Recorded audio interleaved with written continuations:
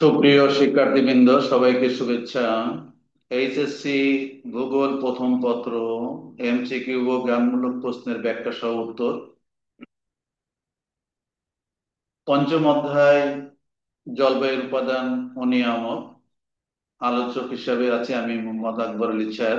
নিচে আমার ইউটিউব চ্যানেলের ছবি এবং নাম দেওয়া আছে। এটা ইউটিউব চ্যানেলটা সাবস্ক্রাইব করার আহ্বান জানিয়ে আজকে আমার এখানে এই পঞ্চম অধ্যায়ের ভূগোলের জলবায়ুর উপাদান ও নিয়ামক চ্যাপ্টার 2 নম্বর ক্লাস বা দ্বিতীয় পর্ব।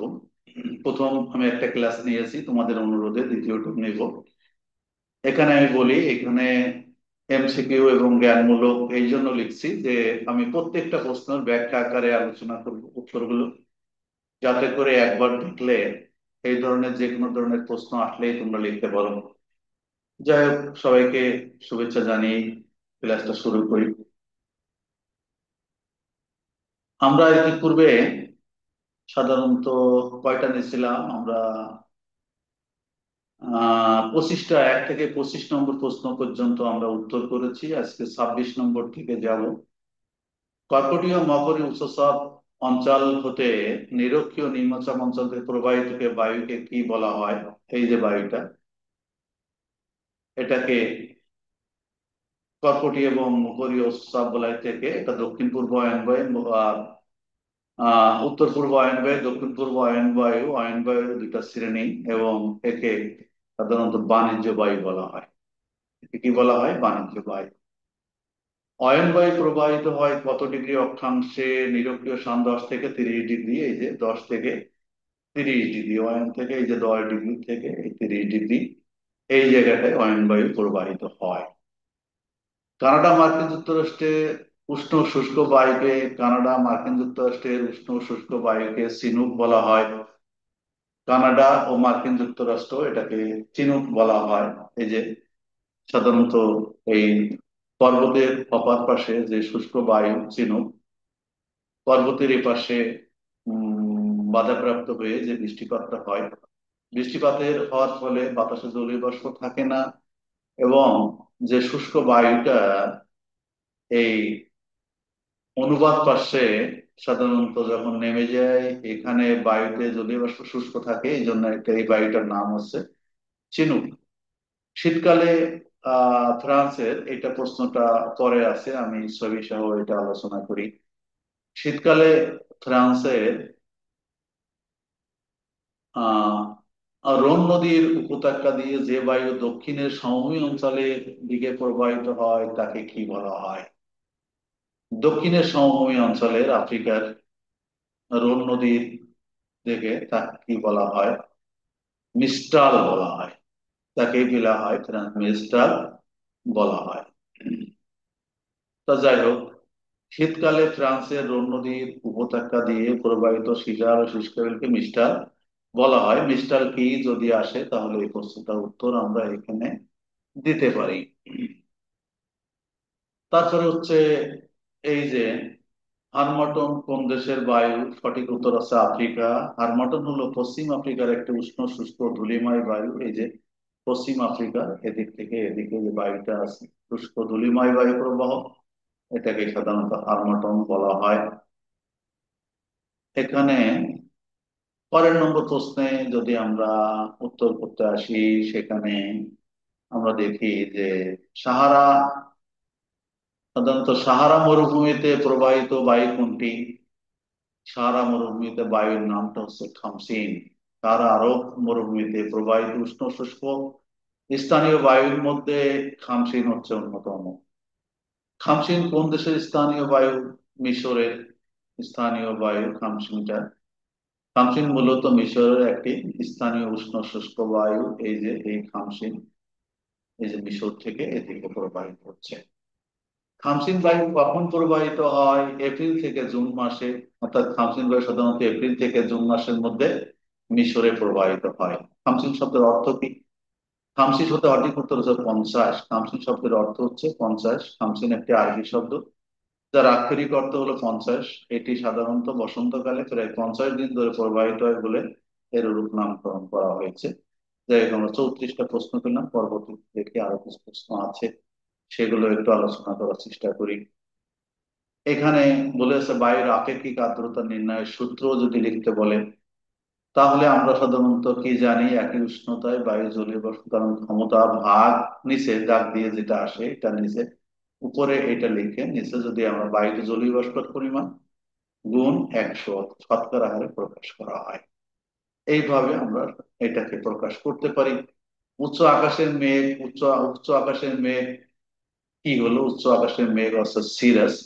এখানে আমি মেঘের শ্রেণী বিভাগ একটা চিত্র দিয়েছি। উচ্চ আকাশের মেঘ, মধ্য মাঝারি উচ্চতার মেঘ এবং নিম্ন উচ্চতার মেঘ। উচ্চ মেঘ বা বেশি উচ্চতার মেঘ সিরাস, সিরো স্ট্যাটাস, সিরো কিউমুলাস।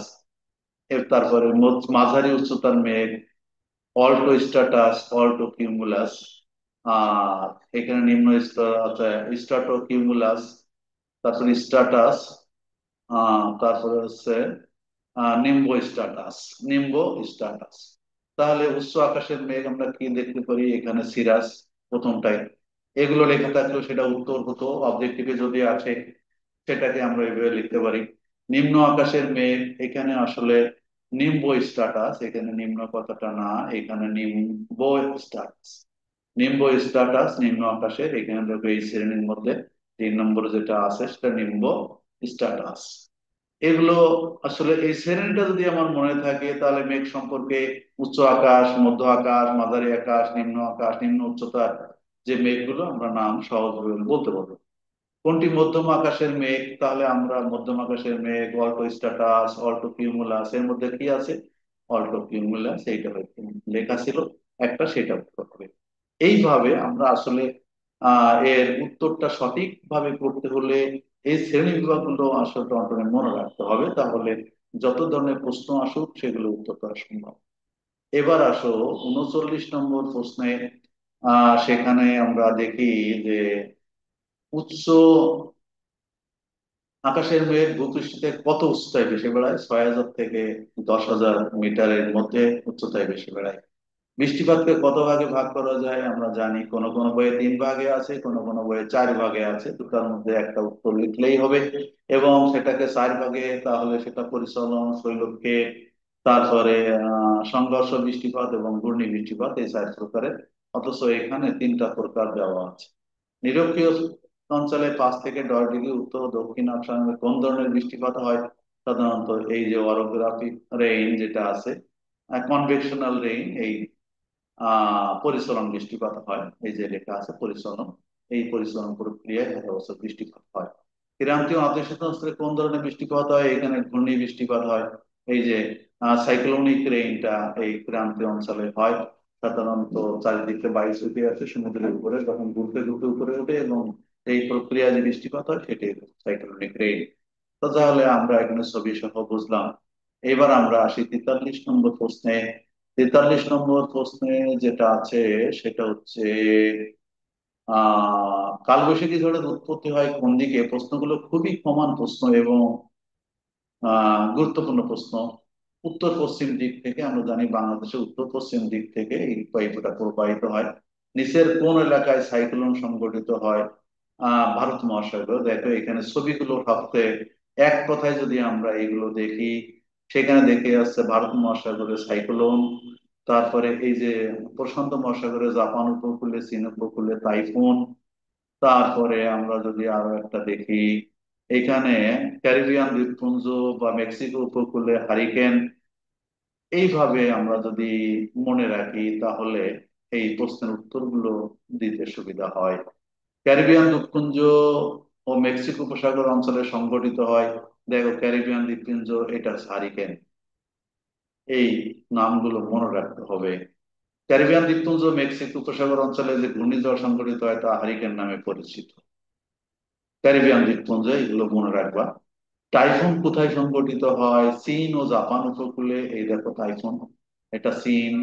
আর এখানে যে জাপান আছে এই উপকূলে প্রশান্ত মহাসাগরে, এখানে যে এই ঝড়টার নাম হচ্ছে টাইফুন।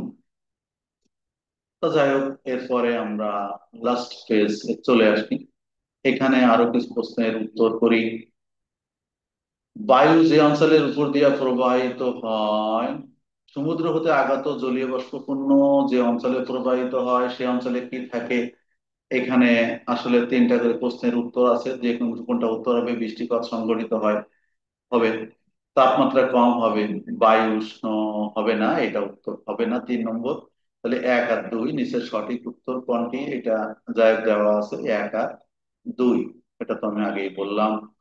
পর্বত কোন দেশে বা অঞ্চলে নিয়ন্ত্রণ করে? পর্বত কি করে? বায়ুর গতি নিয়ন্ত্রণ করে, বায়ুর উষ্ণতা নিয়ন্ত্রণ করে, বৃষ্টিপাতকে নিয়ন্ত্রণ করে। অর্থাৎ 1 2 3 উত্তর হবে। অধিক বনভূমি থাকার কারণে সূর্যের তাপ সরাসরি ভূপৃষ্ঠে পৌঁছতে পারে না, এটা সঠিক। জলবায়ু শীতল থাকে, এটা সঠিক। অতিরিক্ত পানি বাষ্পনের মাধ্যমে ছেড়ে দেয়, এটাও সঠিক। অর্থাৎ নম্বর উত্তর 3। উত্তর অর্থাৎ 1 2 ও 3। এখানে হয়তো প্রশ্নটা আসলে এখানে এটা দেওয়া নেই, তারপর যেটা থাকে তিনটাই ওর উত্তর। নিরক্ষীয় নিম্নচাপ বলয়ে সূর্য সারা বছর লম্বভাবে কিরণ দেয়, এটাও সঠিক। উষ্ণতা বেশি থাকে, এটাও সঠিক। বায়ু উত্তপ্ত হয়ে প্রসারিত হয়ে উপরের দিকে, ওটাও সঠিক। তাহলে এর উত্তরটা হচ্ছে 1 2 3, এই নম্বর উত্তর। যাই হোক, আমরা আজকে এখানে 50টি প্রশ্নের উত্তর করলাম, 25টা প্রশ্নের উত্তর করলাম 2টা ক্লাসে। আমি 1 থেকে 50 পর্যন্ত যে প্রশ্নগুলো খুব কমন প্রশ্ন আমি আলোচনা করলাম। এর পরবর্তী ক্লাসে দেখার আহ্বান জানিয়ে আজকের মতো এখানেই শেষ করি। আল্লাহ হাফেজ।